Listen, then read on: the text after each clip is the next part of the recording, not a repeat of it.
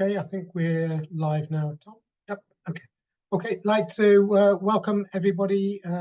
Thank you for attending. I can just about see everybody on the screen, but if you want to get my attention during the meeting, then raise a virtual hand and maybe a physical hand. And if I'm still ignoring you, then say something to me. So yes, welcome everybody, and welcome Sarah as well. Don't think you've joined us previously. I think I just wanted to start off by saying there's been some sort of very unfortunate incidents in Bristol, impacting some of our young people, so unprecedented times, and I just wanted us to sort of acknowledge that and recognize that all by us all working together is probably the way forward. So I just wanted to say that. Okay, Claudette, then I think can we move on to forum standing business? Yes, thank you, Chair. So the apologies so far for absence, if I've got this right, there's two union members, Steve Mills and Thomas Bolton, and Louise Nevers, representing St Bernadette's, gives her apologies. I think there's parents evening this evening, and Cameron Shaw gives his apologies. He's in between two appointments, travelling at the moment. And Councillor Asher Craig, this was to be her final meeting, has sent a email letter to you all. I'm hoping that she had the correct list and it arrived everybody's inbox. And Denise Murray, as you know, she is leaving Bristol, sadly, leaving Bristol City Council, and in her stead is Sarah. Sarah, would you like to just introduce yourself and welcome yourself, please? Thank you. Yeah, hello everybody. So I'm Sarah Chokovich. I'm the Head of Financial Management and Deputy 151 at Bristol City Council. So stepping in for this meeting. Thank you very much, Sarah. The next item Claudia, I think we should just sort of acknowledge that both Denise and Councillor Craig have been supportive of the forum over a number of years, and sort of we should officially thank them for their support. Thank you. I'll note that, Chair. The next thing is that, yes, the meeting's quora. We're here. There are no new members or resignations, unless somebody's going. Haven't told me yet, but I'm sure that you will all share. But please do share if that's the case.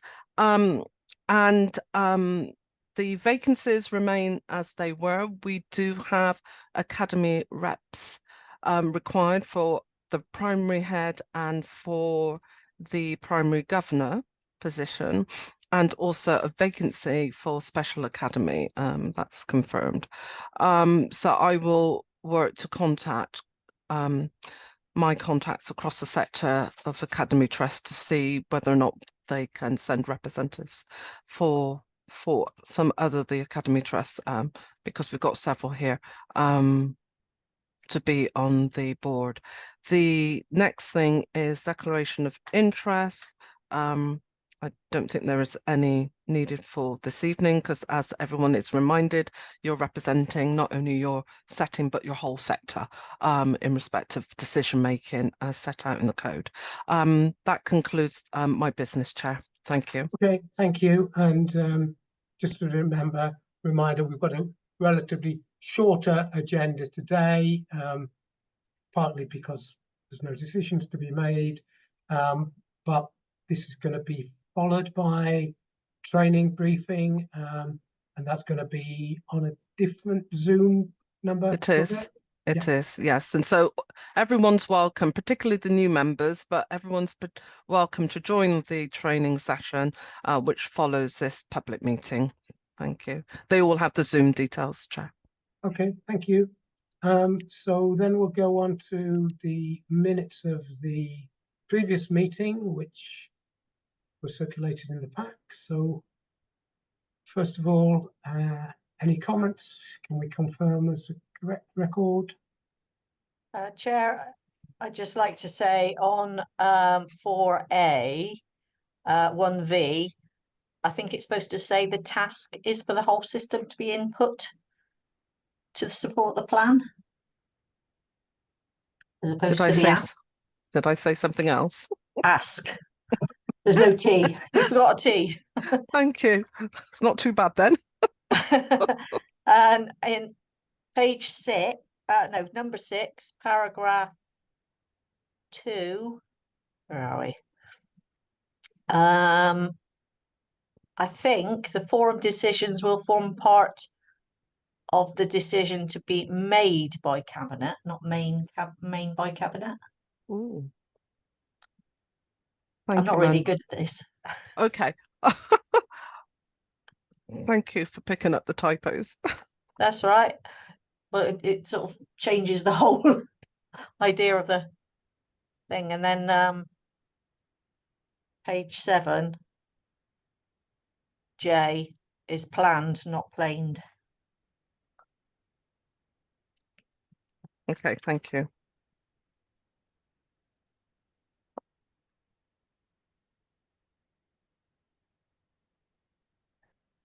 Thank you, Chair.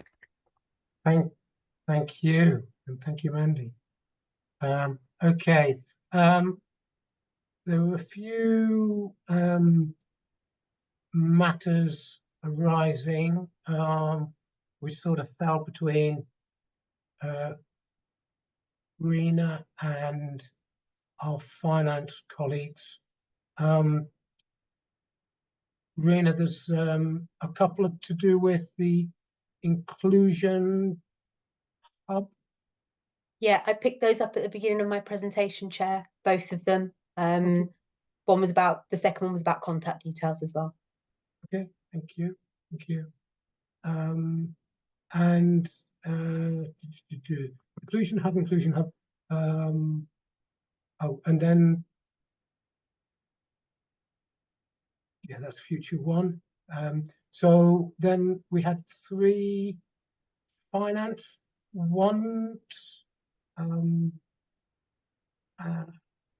think there was a separate note about those. So, Steve G, do you just want to talk to those?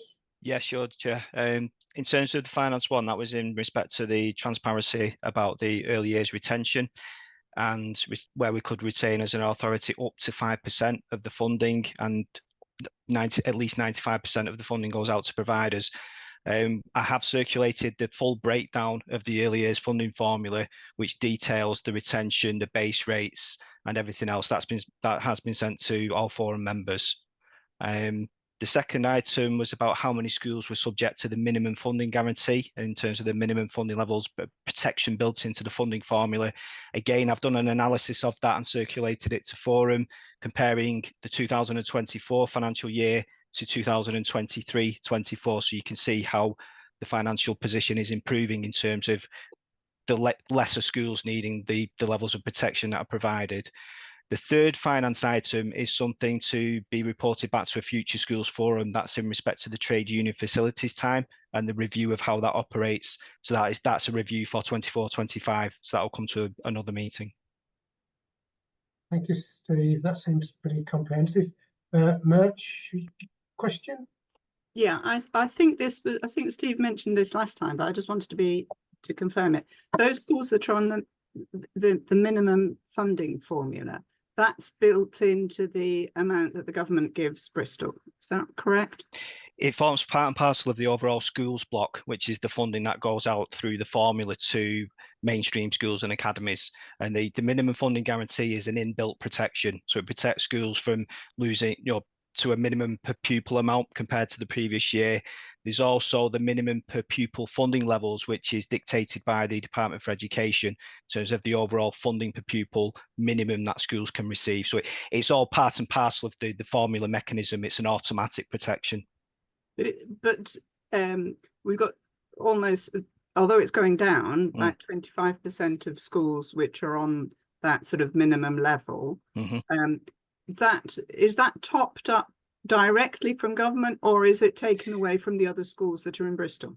Effectively, it's part and parcel of the overall schools block that we receive. We don't get additional funding for that protection. So yes, in effect, it is part, a commitment from the overall block. So it's money that we can't distribute to other schools.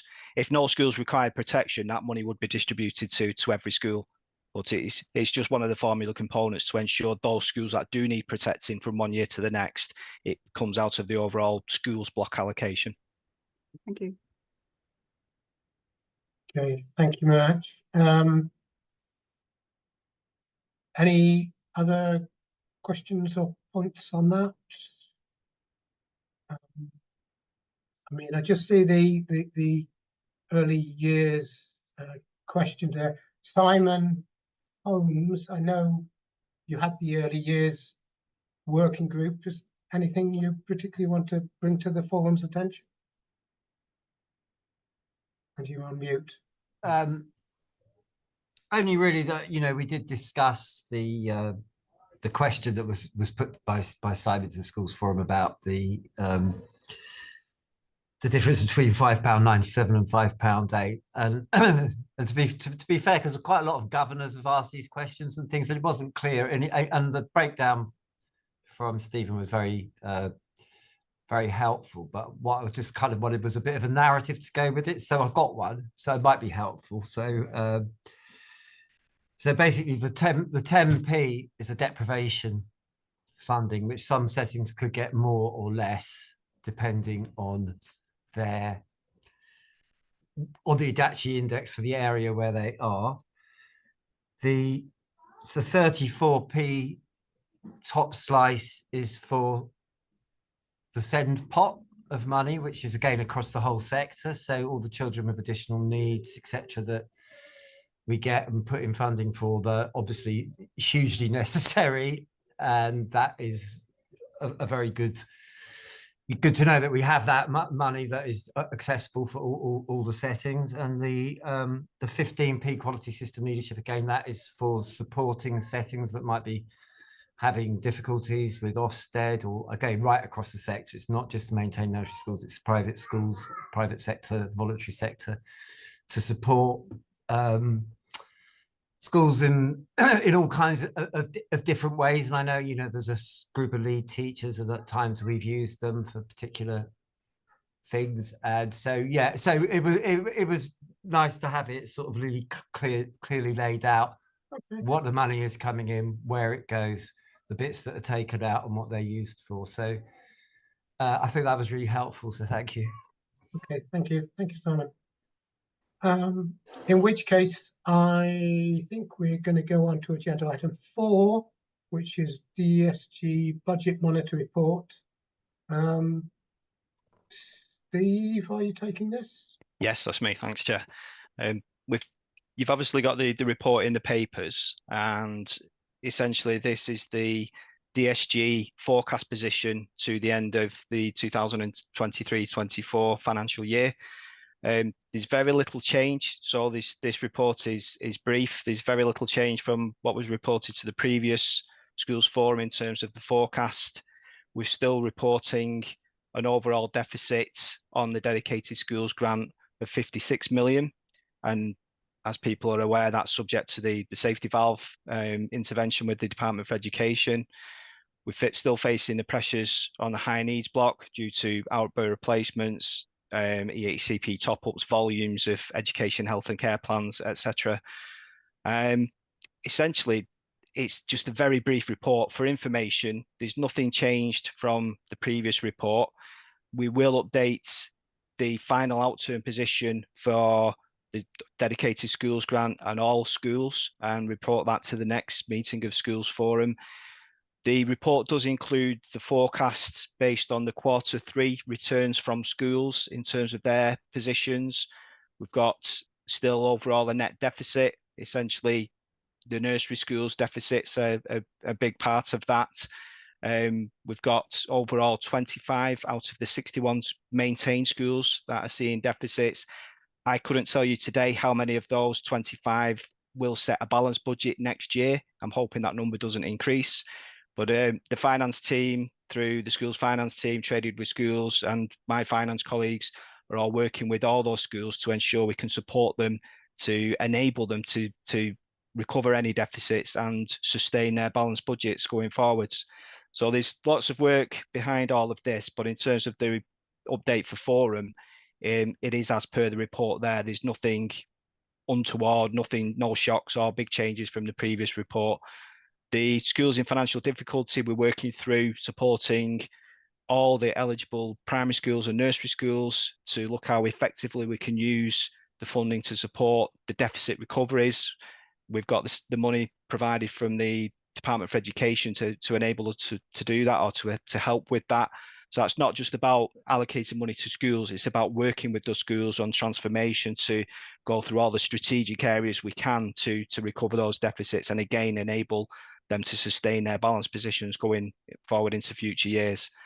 The final aspect of the report, I know I'm whizzing through, is just to thank Forum for all your support in allowing us to submit a validated schools funding formula to the Department for Education. That was all recommended by yourselves at the January meeting. I think we had 2 days after that meeting to finalise it and submit it to the DfE, who go through their validations, and I've copied an email from them to say that we've complied with their checks, and they go through that process to then allow them to issue the academy's budgets through the general annual grant, and give us the sanction to issue school budgets by the end of February. So again, that was just for Schools Forum to note and to thank you for your support through achieving that. Thank you, Steve. Simon E, we'll go to you. Thanks, Chair. Steve, it's just a question really. Just in the last week or 10 days, the DfE issued its the information about the grant that it's paying to schools for the additional pension contributions. Mm-hmm. And I just wondered what the feeling was amongst the maintained schools, certainly amongst the academy sector and the people I've spoken to. Pretty much everyone has said that it doesn't cover the additional cost, even just the period April to August, let alone what we might see in the budget from September. And we're seeing some schools saying as low as 65% of it being covered, but typically we're seeing sort of 80 to 90% being covered. Is that something that you're seeing amongst your maintained schools? And is there any plan to make any representation to the DfE as a result? We are definitely seeing that across the maintained schools. I've not heard of 65%. The schools I'm aware of is more around 90% that the grant is covering in terms of the additional cost. Yes, it is something that we will report back to the Department for Education. They have acknowledged that the grant might not be sufficient to cover all the actual costs. And at this stage, there's absolutely no indication of any additional funding, and probably won't be until the autumn settlement, but that'll be looking ahead to any further ongoing costs. So at this moment in time, it is a pressure on all schools, and those figures you've mentioned will obviously have a bigger impact if schools are having to find up to 35% of the cost that the grant doesn't cover. So again, we just have to work with individual schools to try and mitigate that wherever possible, look for efficiencies, anything we can do to try to balance that pressure. It's obviously not of our making, but we will certainly report that back to the Department for Education and their schools and academies funding group. Simon, do you think there's anything? The 65, I think that was quite an extreme example. The majority I've seen are sort of 80 to 90%, but almost consistently, other than the odd freak school that seems to have made a bit of money on it. It just seems, it's obviously they haven't been able to secure as much funding as they'd hoped, because, previously, I think with the TPAG and the other ones, I think generally schools have found that it has covered that extra cost. So definitely, yeah, it was a bit of a bitter pill to swallow. Yeah, we weren't expecting so many schools to be adversely affected, to be honest. But it is an issue nationally. It's not just an impact on Bristol. I know other schools in other regions are facing the same pressure. So it's disappointing, but at the end of the day, there's not much we can do about it at the moment other than to lobby the DFE and try to secure more funding for the future.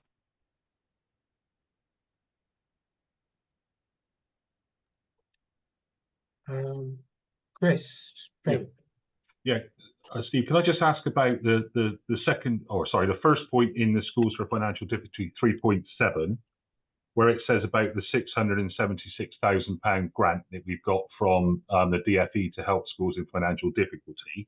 Mm-hmm. How and when is that going to be applied? Because at the last forum, it was agreed it will be applied to the 23-24 outcome. I'm not sure if Travis wants to come in with any detail on that, but we have been looking at how we can allocate that within this financial year to a group of primary schools that are facing deficits. But what we're trying to do is to work with individual schools to see how we can manage the strategic aspects of their recovery. So if we need to carry some of that grant forward and use it in the new year, then that's what we'll need to do. So I haven't got any specific details in terms of how much will be specifically allocated this financial year and how much might be carried forward. But we are looking at that on the individual schools that are eligible for that support. As So with budget setting, then how is that going to? Because with a school, how are we going to know if we're having any assistance at all? I appreciate that. Yeah, obviously the schools that will be getting that support will be contacted directly, and that will enable them to factor that into that budget, whether it's the 23-24 or part of their planning for 24-25. Because Denise did say it was 23-24 at the last meeting.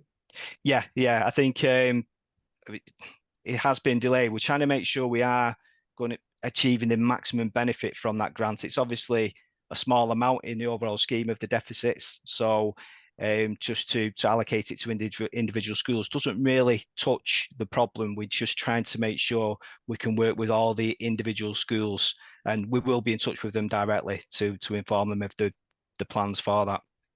Because my concern is that this came out in, would it be November-ish, something like that? November time. We're now, we're 4 or 5 months on, and as a school business manager, I have no idea whether we're going to be part of this or not. Okay, I appreciate that, and we'll obviously make contact with the schools and confirm to everybody exactly where that funding is going to be allocated, just so everybody is assured then. And that will be to schools who are getting it and to schools who aren't getting it.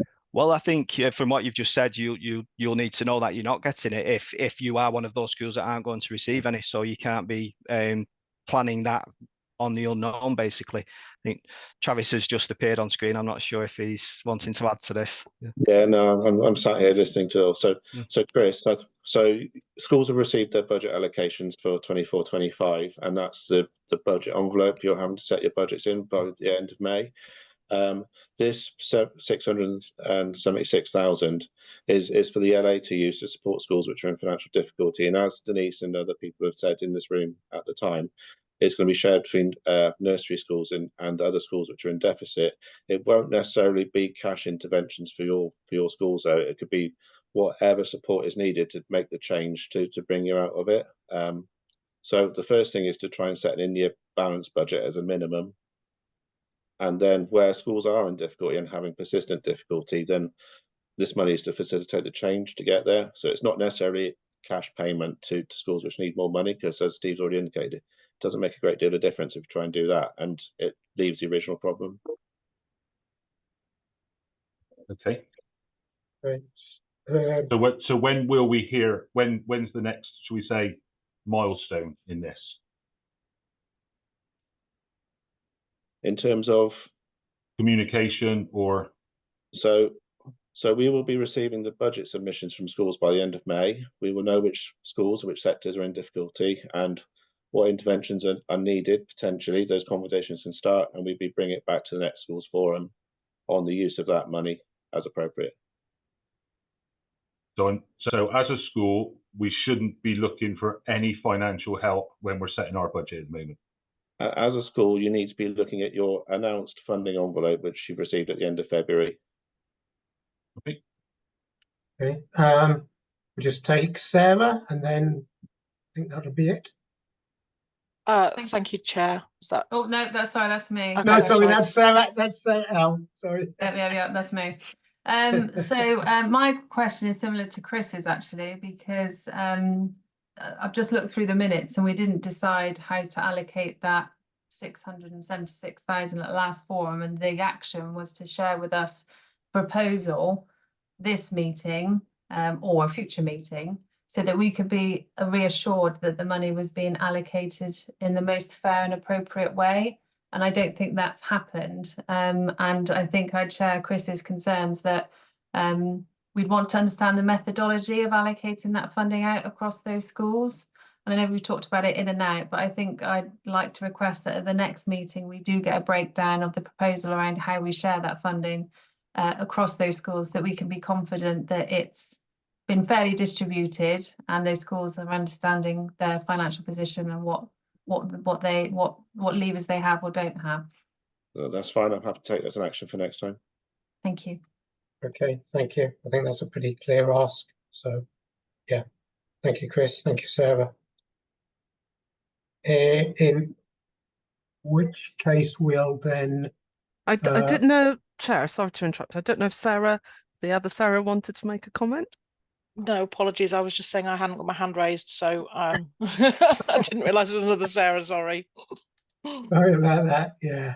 Okay. Right. We'll move on to Rena, please.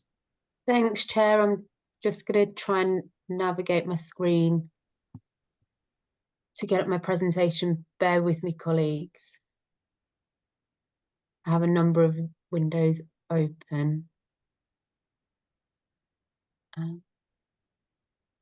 Yeah.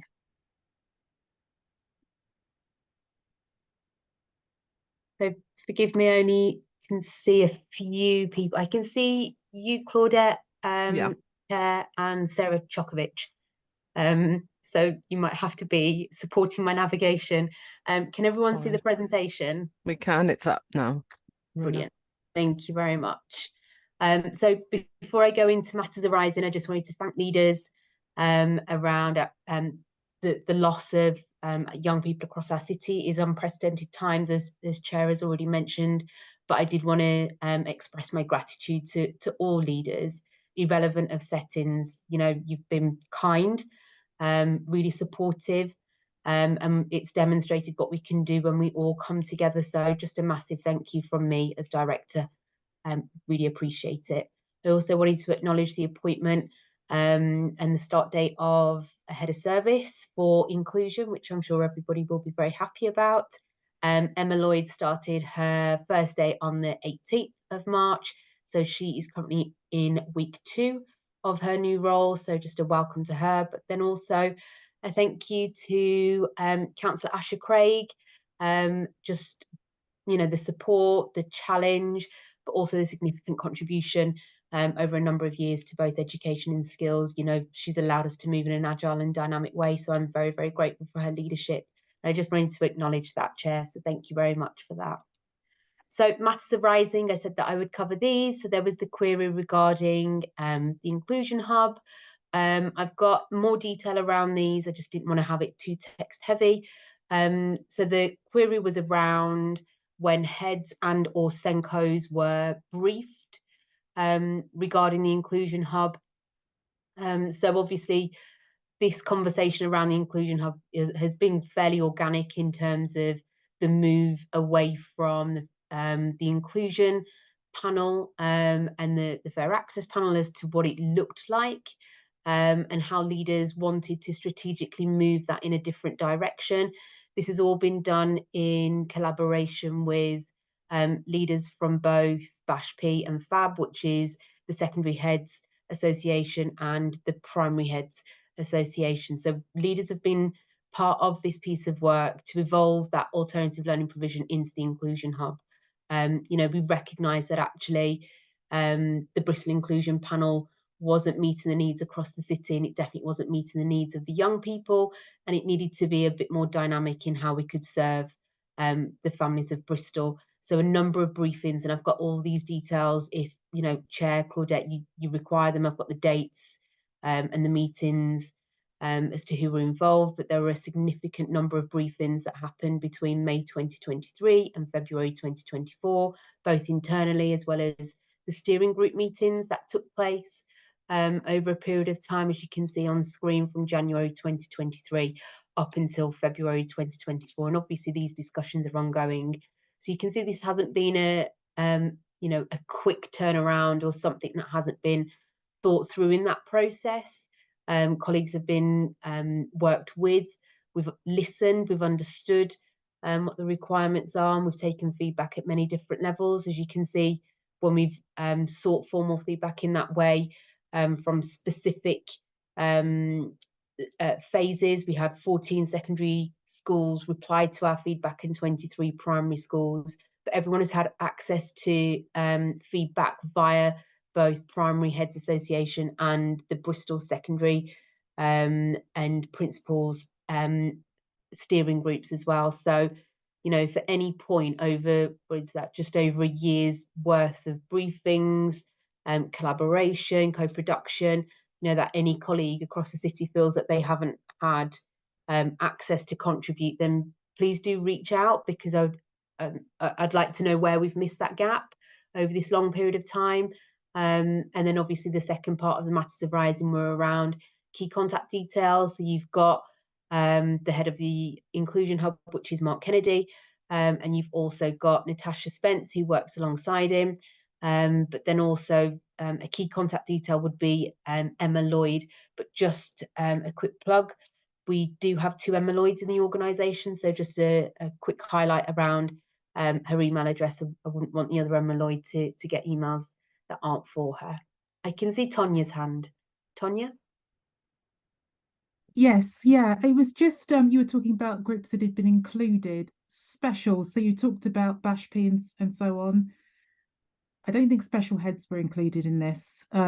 Certainly in the because the dates that you were talking, May 23 to February 24. Yeah, so I think special heads may have been missed out on that.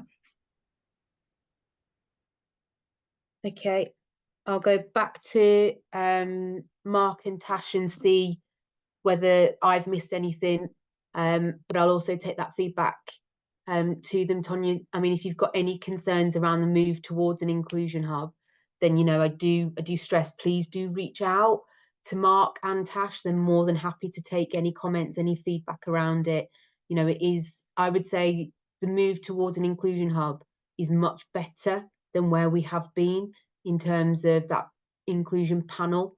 You know, practices are much better, it's much more holistic, it's much more aligned to special, and definitely meeting the needs of SEND and working more closely with the SEND service as well. So, you know, I will take that on board, I will feed that back and make sure that that's acknowledged. But I do stress, Tonya, please reach out if you've got any comments, questions, queries or concerns, as always. Yeah, I think this is quite an exciting project, and so I just think, and I think the reason why maybe that we may not have been included because we're not normally part of these panels and things like that, because we students come to us through different means. However, but it's the fact that inclusion's been, you've got inclusion in there now in terms of working together and so on, and so there's an alternative learning providers that has an impact on special as well. So I think it's just making sure that we're kept up to date on what's going on, and we're part of those discussions as well, and shaping what this new service will look like. No, that's a really fair comment, Tonya. I'll make sure that I feed that back. I'm sure if Mark's not watching, that his head of service will be, but we'll feed that back formally as well. Thank you. I can't see any other hands, but if there are, please do shout out. Very good, Rena. Oh, thank you. So we'll get to the exciting bit, which I'm sure everybody's got a number of questions around, that sustainable inclusive SEND system. So this is really about the safety valve. I know that everyone will be eager to ask questions. If I can just ask colleagues, just because I can't see everyone, if I could get through the information. If I don't answer your question, I'm more than happy to take your question at the end. And if I don't have the information to hand, then I will definitely feed back via Claudette, so that you've got that record of your question being answered as well. So safety valve, I'm just going to go from the basics, and then hopefully I can cover absolutely everything that we need to. So who is the safety valve for? The safety valve is for any local authority with significantly high DSG deficits. It's always really nice because they tell you that you are invited to be part of safety valve. It's less of an invitation, more of a I would say a proposal that this is something that you would definitely like to be part of. Local authorities that have less severe deficits with their DSGs, they tend to be invited to be part of the Delivering Better Value, which colleagues know we've already been part of that programme, and we had £1 million provided as part of that programme for some test and learn work, which might cause some confusion. We are part of the, I would say, very few local authorities who are transitioning from Delivering Better Value into the safety valve. Our work hasn't stopped around the Delivering Better Value. We are still working with settings, and we are still looking at our test and learn pilots, and what we can significantly almost get ahead of before the safety valve programme really comes into play. So what is a safety valve? Well, traditionally, and I would say for many local authorities, it is a 5-year plan. So before you even enter into any form of agreement, the Department for Education make it very clear that it is a 5-year agreement between the DfE and individual local authorities.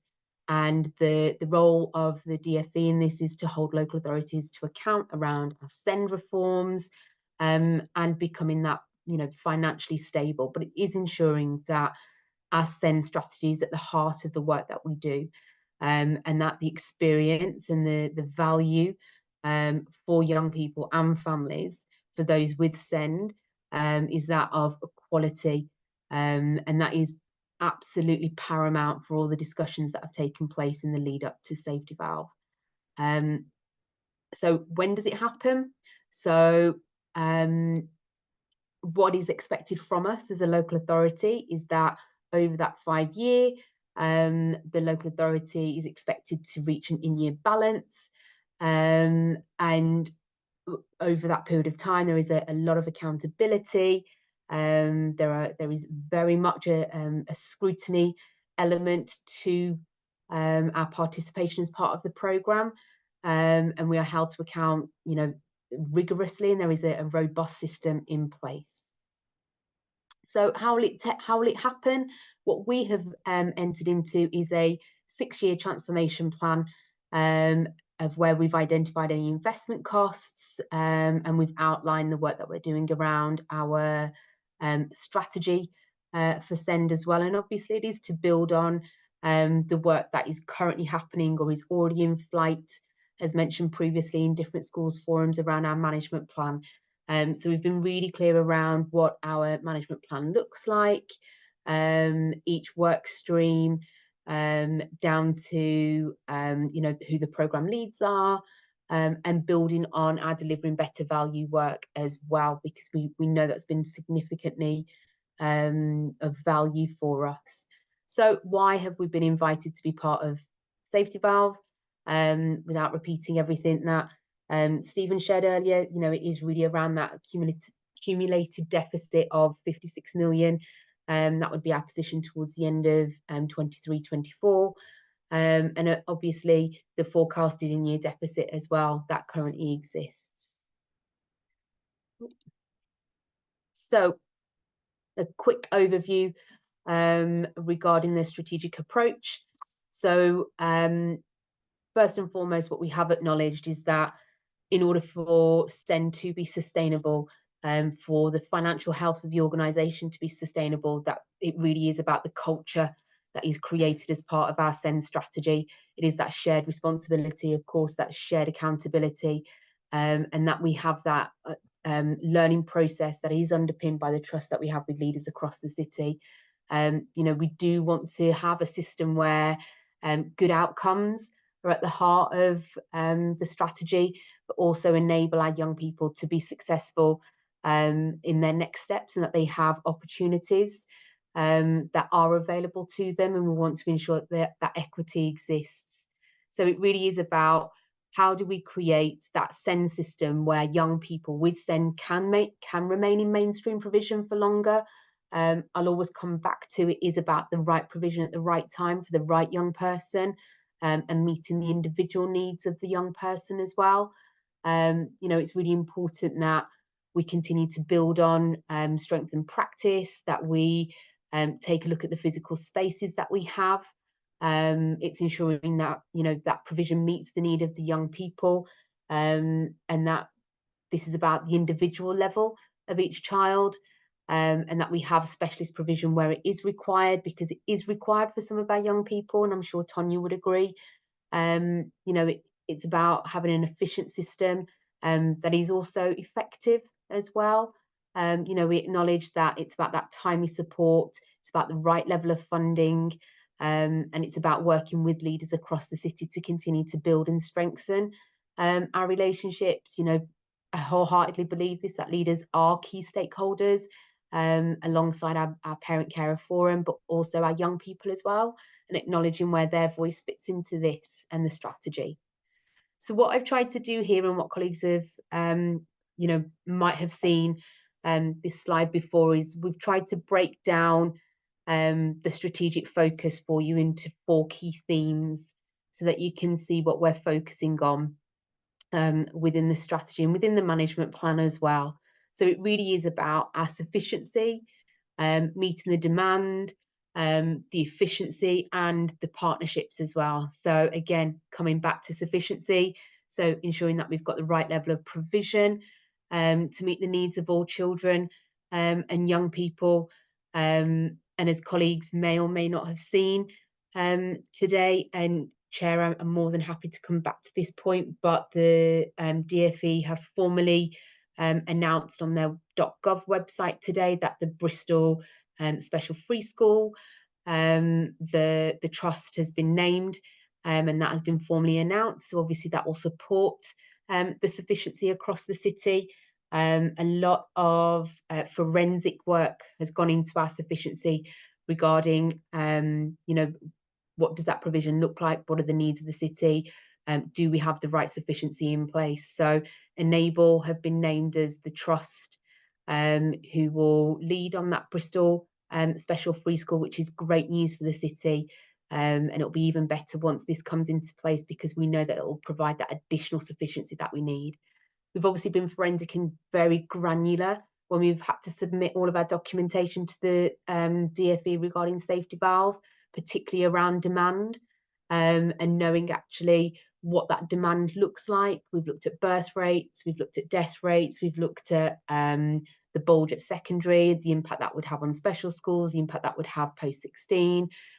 What does that look like at early years as well? So we've had to be really granular in terms of identifying that demand that's coming through, and making sure that we can support where that demand is coming through across the city as well. We've also looked at efficiency, so ensuring that we're not just efficient, but we're also effective in the systems. You know, ensuring that schools have the right level of funding at the right time to meet the needs of the young people. I know this is quite topical, and I know colleagues around the virtual table tonight will have lots of questions around funding. You know, what does it look like? You know, there are a number of changes happening post-consultation with the Delivering Better Value work. So I'm hoping that I can clarify some of those questions and queries as we move through the deck. And of course, finally, it's not forgetting partnerships. You know, it's a key focus for us. You know, although the local authority has entered into this agreement, it is about the partnerships that we have with leaders, with settings, with parents and carers, with the young people, and wider stakeholders as well, because it is about strengthening those relationships. You know, it is about co-production, collaboration, engaging with as many different stakeholders throughout this process. And to clarify, the submission for Safety Valve was not something that we could, you know, do as part of co-production. This was a strategic need for the organisation, for not just for the financial health of the organisation, but also to ensure that we could meet the needs of the young people, and to ensure that we have the right strategic direction, we have the right SEND strategy in place, and that children and young people are at the heart of what we're doing and entering into this agreement about. So this slide is very heavy on numbers. So I'm grateful that we've got finance, but I've spoke to this slide many, many times before, and I'll try to draw colleagues' attention to certain areas. So forgive me if there's a lot of animation going on, but I want to try and circle and highlight. So as you can see, if I take that off, the first top two lines, we have our mitigated position and our unmitigated position. The second line, which is the unmitigated position, this would be if the local authority did absolutely nothing in regards to the DSG. And that means that we did nothing, we just put everything down and we didn't move, any fingers to ensure that we could, have a significant impact for our young people. As you can see in the direction that those numbers are moving towards, this would put us in a position where we wouldn't be sustainable as an organisation. However, thankfully, that is not the case, and we are doing things, and many of our mitigations are in flight. But once we have all mitigations in place, then the DSG deficit position moves in a slightly different direction. And as you can start to see, it is in 28-29 when we start to move towards a break-even position, and where you can start to almost see us turning that financial curve. We've taken into consideration inflation when looking at our finances and the financial predictions around this. And obviously this is uncontainable, but we've had to really consider what that would look like. And the finance team have broken that down.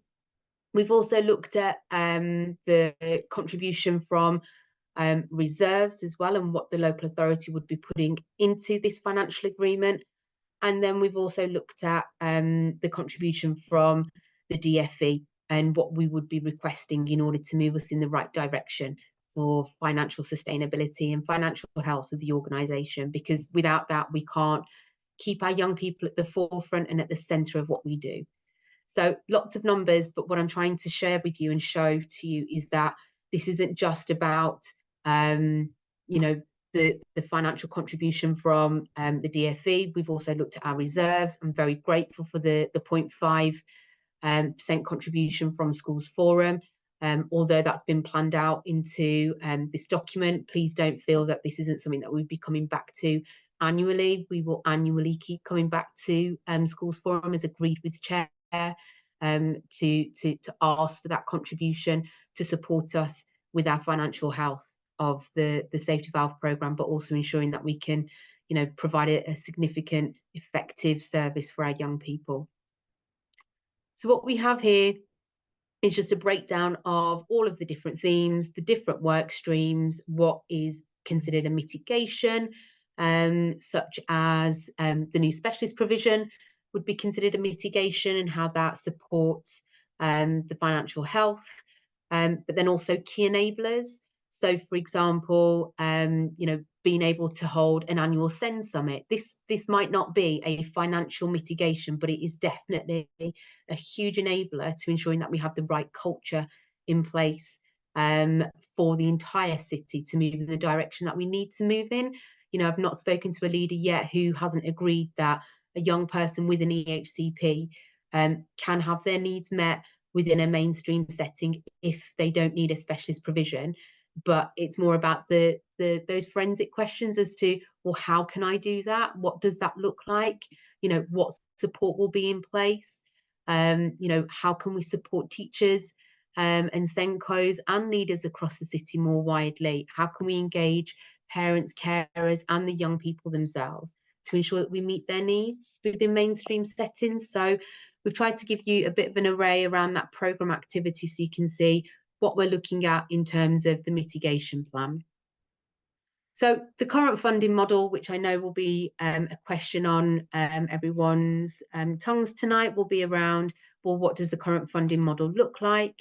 So this is what we currently have in place, which is where we have what is known as top-up. So we have our EHCP funding, and then we have our non-statutory funding.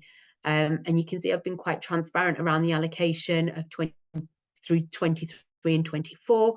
you know, where our greatest demand has come through for our non-statutory funding, and then the needs for that non-statutory funding for colleagues, forgive me, around the acronyms. So SEMH is around social, emotional, mental health. SLCN is around speech, language and cognition. So we've tried to be really transparent and really open with colleagues as to what the funding has been used for over this year. This is the proposal. Not sure why my deck won't move forward. Oh, there we go. So this is the proposal around the future of funding model. So the current top-up funding model will be phased out. We're looking at a single panel to be put in place. We're looking to have current non-statutory funding commitments in line with current agreements, but no longer than the 3 years that we've identified. We've looked at utilising a delivery partner to provide that specialism in terms of how we can co-design the new non-statutory offer. And I think this bit's significantly important, that, you know, the new head of service for inclusion and a delivery partner in line to help not only, you know, provide that support, but also to hold us to account, to ensure that we're being as dynamic, as creative as possible alongside leaders. To co-design this will be really important. We've identified a targeted funding, but also outreach support as well, which will be incredibly important. So this is a key piece of work that I'm sure lots of colleagues around the virtual table tonight would want to be part of. And then a development period of this piece of co-designing and co-construction between periods of April and July, and then for us to make this operational from September. So you can see the timeline is really clear, and I know that a number of the workshops will be happening next month. So if colleagues haven't had an invite to those, then please do, you know, reach out to Emma, let her know, and we'll make sure that any invite lists and distribution lists that you're part of that.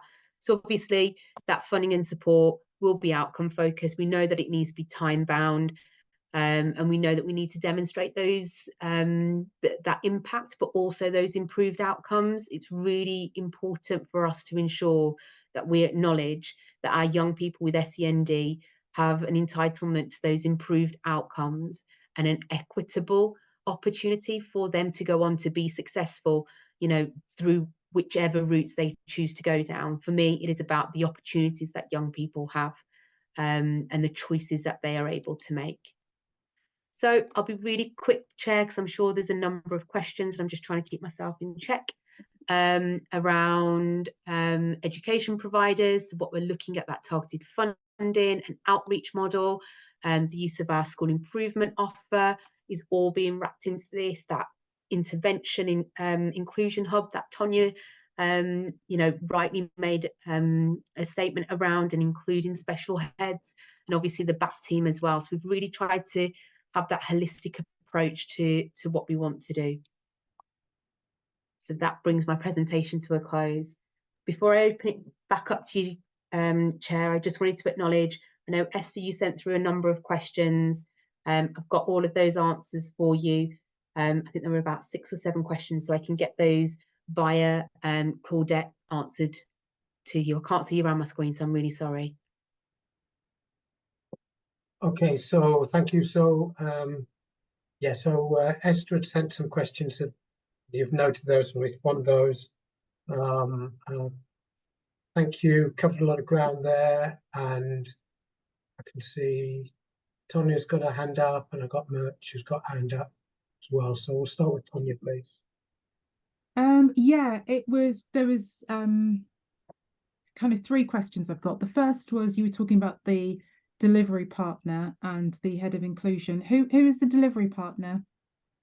So the delivery partner is social finance. Okay. Yep. So Okay. PPL, yeah. Thank you. We just thought for that consistency, Tonya. Yes. Yeah, makes sense. Yeah, thank you. And the second question I had was, how effective is the safety valve programme? And this kind of leads on to my third question, because you were talking about test and kind of test and see what's happening and so on. Because my concern and worry, so this isn't to do with Bristol per se, but this is to do with this programme in general. Is this going to be another, are they going to have to create another level on top of that? So we had the kind of the first level where we were working on, where it was deemed that we weren't in a financial situation with that, and now we've gone up to this next one. What evidence does the DfE have that the safety valve programme works, first of all? And second, and this goes back to what I was saying, really, I mean, it's I get the wanting to have children stay in mainstream education, absolutely, those with the EHCPs, but if you're working with, say, a mainstream school that has got a school that was designed in the Victorian era that doesn't support the child with speech, language and communication needs, and there's not enough money to change the building and whatnot, is Bristol going to be kind of penalised because they can't deliver on what the DfE is given? Because actually it's an impossible task. It basically is the education system set up so that, I mean, why there's so many local authorities who are having their higher needs budget, why is there such a big overspend? And I suppose this is not a question for here really, but does the system work at the moment? And we trying to plug gaps in where we need to just sit back and say, right, okay, how do we work with these group of young children? What do we need to look at? Do we have to look at the whole of the education offer that we provide them? Are we just trying to support a system that is no longer fit for purpose for these children who are crying out and saying that this current model doesn't work for me? We are having children who are hurting each other because they're saying, actually, I'm not being heard, I'm not being listened. And it's not through lack of, everyone sat around this table is doing all that they can to help these children. And I just feel like the powers that be need to step back and say, actually, we're throwing all this money. Do we need to relook at the Centre Code of Practice? Do we need to relook at our educational offer? And so this is, it's just putting it out there. So I know you can't answer these questions, but it'd just be interesting to know how effective the safety valve programme is. So I'll go back to that. Okay. So Tonya, you got some big questions there, and then I also heard some specific things about evidence of the effectiveness and the practicalities of making it work in mainstream session. And I know I've got 4 other hands raised as well. So Rena, those 2 specifics initially, perhaps. Yeah, well, Tonya, I mean, you've hit the nail on the head. I can't speak for the DfE, and I would never dream of speaking for the DfE. And as we know, this is currently being live streamed, so I would never wish to put myself in that position. In terms of the evidence of safety valve working, you know, please, I do ask that colleagues, you know, almost for your bedtime reading and homework, you know, take a look at other local authorities as well and the agreements that are entered into. You know, I can reassure members that there is a lot of rigorous accountability. The scrutiny is huge in terms of, you know, how the DfE will be holding us to account to ensure that we're meeting the needs of what we've entered into the agreement for. But I can't speak on behalf around the evidence. I'm really sorry, Tonya. I don't have that, and I wouldn't dream of commenting on it either. But I do. That would be your answer, so that's fine. That's okay. And it was an unfair question. I do realise that. No. You know, I think SEND reforms are key to us nationally. So yes, if there is ever an opportunity to feed into those discussions, and of course you have my assurances as the Schools Forum that I would feed into them and ensure that our voices are heard from Bristol. Okay, we're going to go to Merch, then Joe W, then Esther M, then Simon H. I just wanted to sort of clarify my understanding of what's being proposed. My understanding is that by phasing out top up, funding will go with EHCPs, which seems to make a lot of sense, and that there's going to be a 3-year transition on top up funding for non-statutory cases. My concern is that it seems to me that work needs to happen really early on to have the most impact on people's outcomes. And if that work needs to be done probably before the EHCPs are in place. So in the longer term, how is that going to be funded? How will the work early on be funded, Murch? Yeah, before the EHCPs have been right achieved, have been set up. Yeah, so no, it's a really fair question, because that work will need to start as early as without repeating the word early, as early as working with our early years setting. And I know, you can see Simon on my screen. I think it's integral and key that we start that work as soon as possible, that we engage with families, we also engage with settings and leaders around it. I think in terms of how will that be funded, early years is funded slightly differently, particularly around SEND.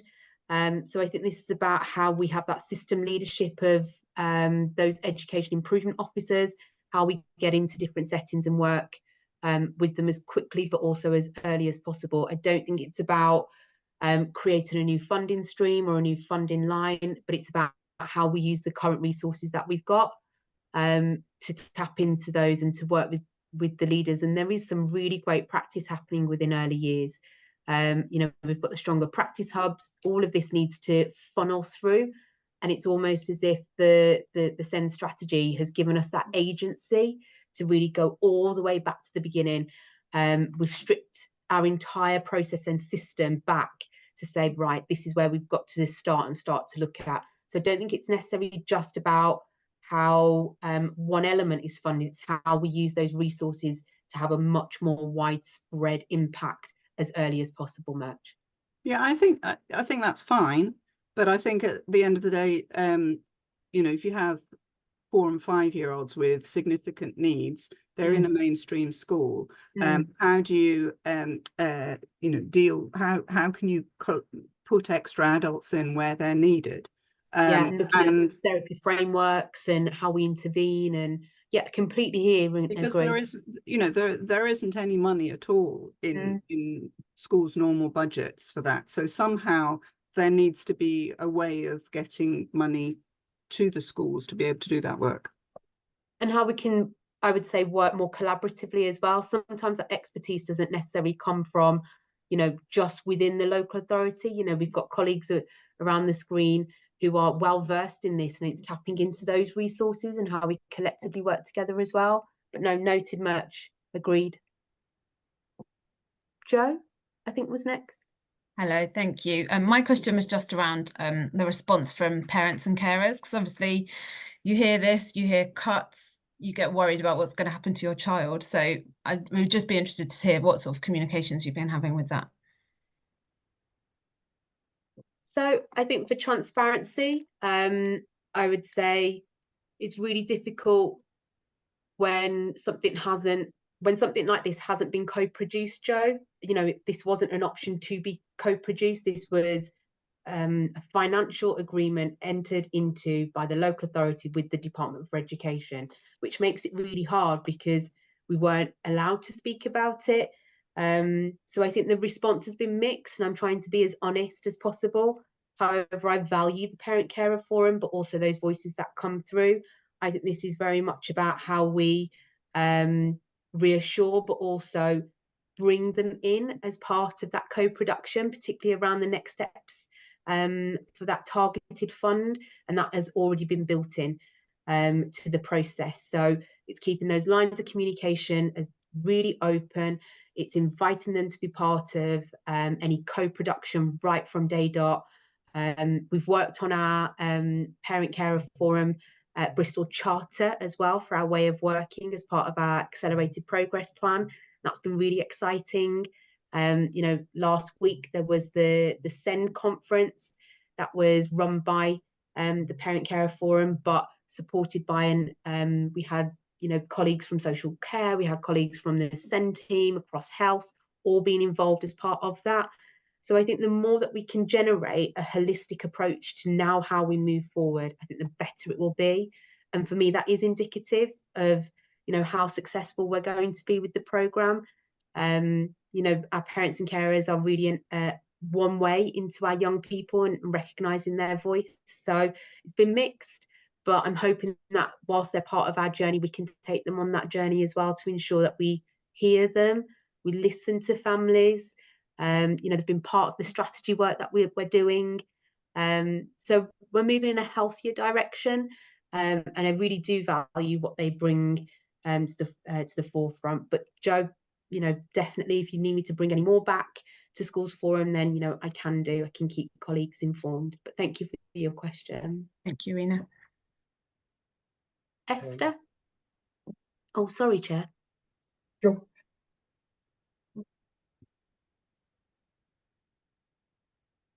Esther, we can't hear you. I don't think her audio's joined the meeting. Tell you what, we'll come back to Esther and then we'll jump to Simon H. Who's on? Yeah, no, thank you. Yeah, sort of picking up a bit on what Mert said, and it's I think, and what Rena said, it's about having the right intervention at the right time, and actually often it's the speed at which you can get things put in place, and what so we put in a lot of work in nurseries and in early years settings for children under the age of 5, preschool. Last year, I think we completed 12 EHCPs. So those children going into reception classes were already identified and the support there. So presumably in this new system, they would go in with the EHCP with the funding, and that would therefore meet the need. The issue I got really at the moment is the amount of time it is taking for children to get the reports from health professionals and from various different agencies in order to get an EHCP. And that's kind of a bit out of our control. So, I mean, that's something I've talked about for a long time, but I think, we have the problem immediately with these children. We can't wait till 2030 for a good system. I mean, these are the children in front of us now being told, well, yeah, you can't see a paediatrician for 2 years. Yeah, you can't go on, you can't have your autism assessed, or if you're having an autism assessment, you can't access the speech and language service.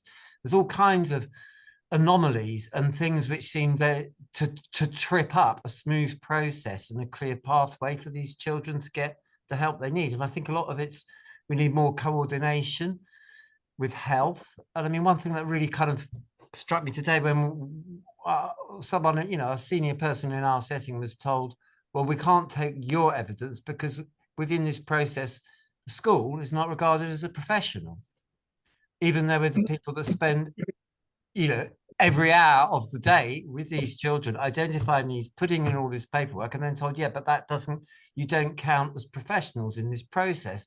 I think there's all sorts of things around the culture and the way things are structured that really needs addressing. And that is the only way, if that happens, that we will get the speed to have the timeliness for the children's needs to be met when they are. So I'm just wondering, within this whole process, where does early years fit into this, and how can we help join things together so that it is more, there's a more joined up approach with the different agencies?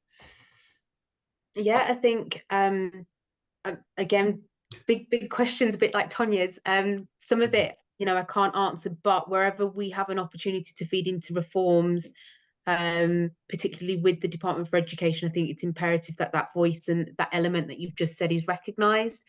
I think in terms of how can early years support, like, I will take any help, but also you are already built in to the strategy. You're already built into our next steps and how we're going to engage with you. Leaders for early years within the local authority are already engaged and plugged into the work that we're doing, and particularly the project managers that are working across maintained nursery schools, but also our DSG as well, speak regularly so that we're having that coordinated response. We're engaging with health and social care as well. So I'll feed back some of those comments that you've just shared as well. But Simon, you'll know this. I'm a huge advocate for early years. You know, I'm wholeheartedly believe that if we get this right at the beginning, then we only ever advantage our young people to be successful later on.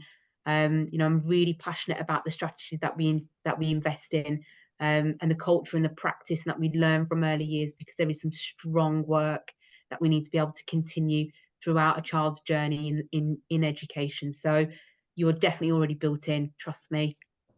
Thanks. Thanks, Simon. Thank you. Esther, not sure if your sound's working. No, can't hear you. Esther, if you can type it, we can take it.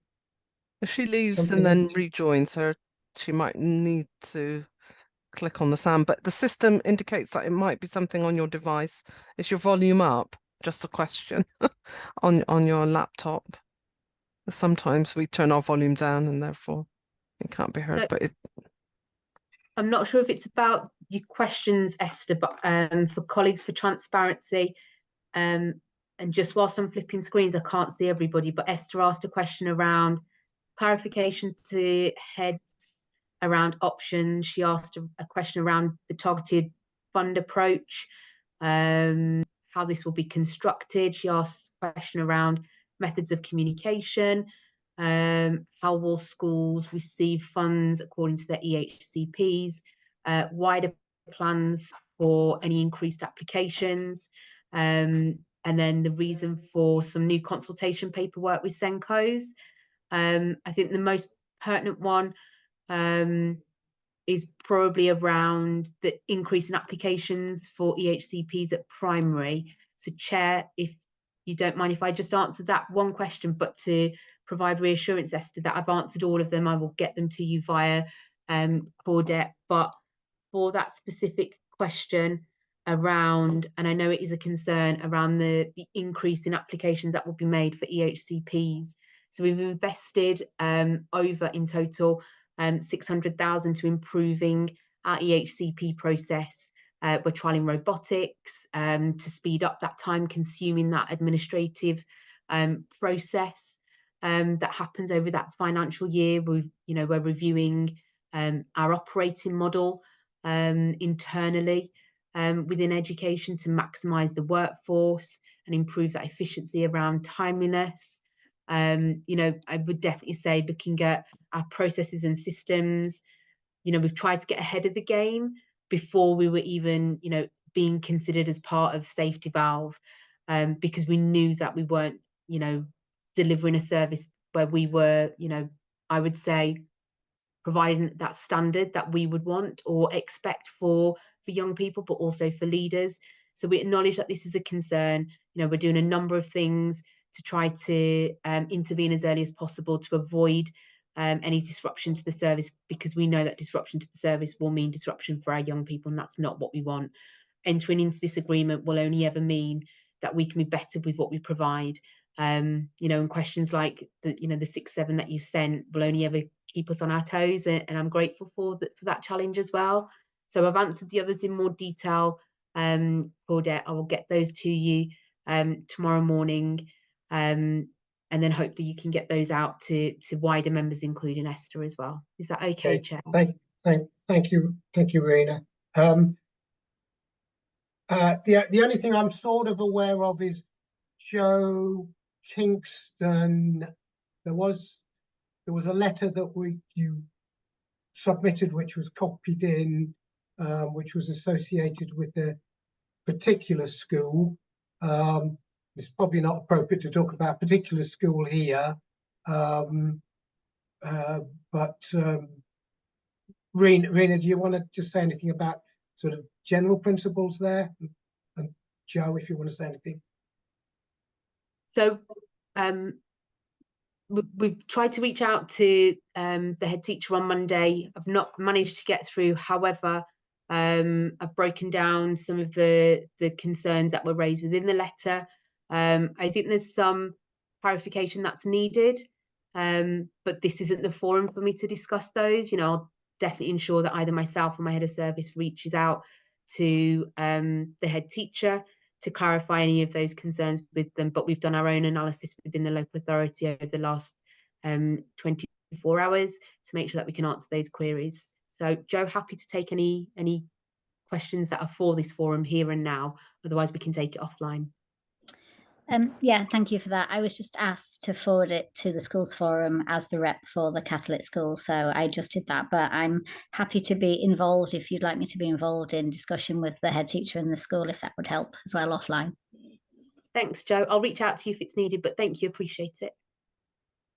Okay, I guess the last thing is, Rena, how, looking forward, how are you proposing to involve the school forum, and how can we be a part of making this successful? Well, I definitely think any of the co-production work that's needed, you know, the more that we have representation across all different phases, you know, the better our co-production will be. I think regular updates for schools forum, you know, I'm more than happy to commit to those. I think it's really important that we have that rigor and robust process here, not just accountability, but also the support for that work. I would say those would be my two current asks off the tip of my tongue, please, Chair. Okay, thank you. Okay, so I think that's fine. That's very helpful. I have let the discussion go on, so we're sort of overdue on our finishing time. However, it's obviously a critically important topic. Yeah. Having said that, I'm now going to say, has anybody else got any other topics or any other business before I draw this section of the meeting to close? And that's no. The follow-on session, I'm not sure who's leading. Is that Steve, Travis? Who's leading the sort of? Yeah, it's the finance team. Yeah. Yeah, it's me, Chair. Yeah. Okay, thanks. So, so I guess Stephen, people will leave the meeting now and then can re-enter The other Zoom, yes. in the other Zoom. Yeah, please. In which case, thank you for your questions. Thank you for your contribution, and I will see everybody at the next meeting. Thank you.